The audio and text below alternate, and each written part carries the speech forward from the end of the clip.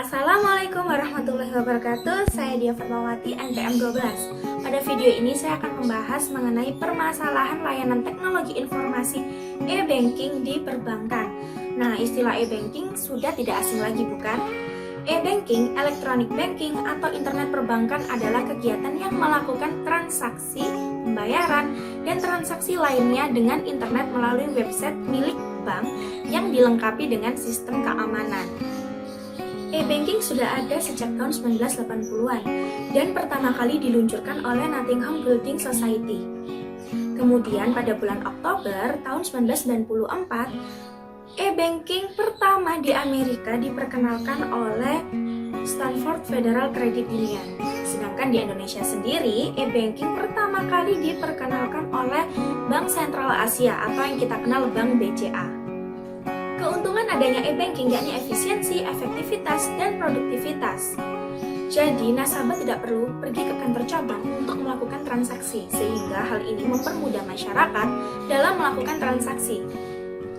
Berdasarkan manfaat dari e-banking dan semakin meningkatnya penggunaan e-banking, tentu saja pelayanan harus dijaga sebaik mungkin agar popularitas e-banking dapat bertahan dengan jangka waktu yang lama.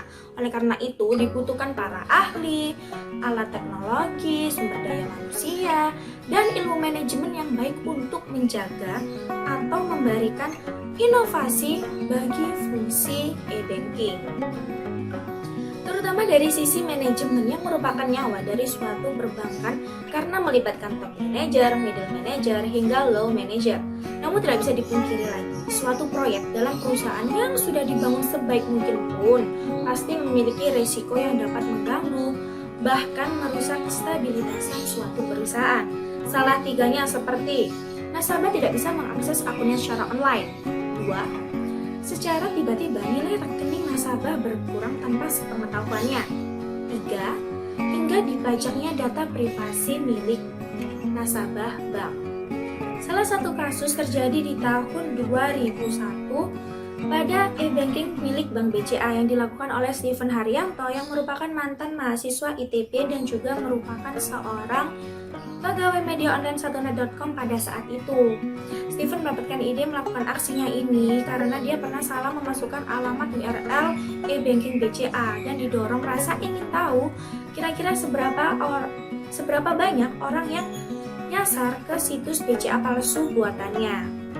Jadi alamat URL asli milik Bank BCA itu kan www.klikbca.com, hurufnya kecil semua tanpa spasi. Sedangkan buatan si Steven ini hampir sama, hanya saja beberapa huruf dirubah letaknya dan huruf K diganti dengan huruf C. Kalau zaman sekarang, kejahatan yang dilakukan Steven ini disebut dengan kejahatan typo squatting.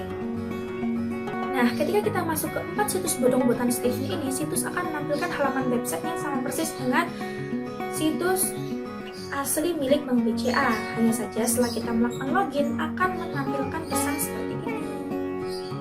Dan fatalnya setelah kita melakukan login ke 4 situs bodong milik Steven ini, username dan password nasabah akan terkirim kepada pemilik situs. Karena kejadian ini, banyak sekali nasabah yang merasa dirugikan dan pihak bank juga kehilangan banyak sekali kepercayaan dari nasabah karena tidak bisa memberikan pelayanan teknologi informasi e-banking yang mumpuni.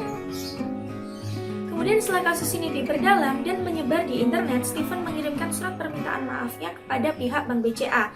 Dan di isi suratnya, Steven mengatakan bahwa dia tidak bermaksud untuk mengambil dana milik nasabah. Dia hanya ingin menguji tingkat keamanan situs e-banking milik Bank BCA. Namun kasus ini diselesaikan secara kekeluargaan karena pada saat itu cyber law di Indonesia masih belum apik dijalankan. Laksono yang merupakan Deputy Chief Manager Customer Service Bank BCA juga menghargai niat Steven yang sudah meminta maaf dan mengembalikan user ID dan password milik nasabah kepada pihak Bank BCA. Jadi dari kasus ini dapat dipetik pelajaran untuk semua bank yang ada di Indonesia, tidak hanya Bank BCA, untuk selalu meningkatkan sistem keamanan pelayanan e-banking sehingga nasabah merasa aman dan percaya untuk menabung dan melakukan transaksi.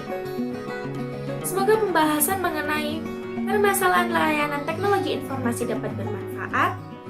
Dan sebagai user e-banking, baiknya untuk selalu berhati-hati dan teliti. Salam sehat dari saya Dia Fatmawati, terima kasih dan wassalamualaikum warahmatullahi wabarakatuh.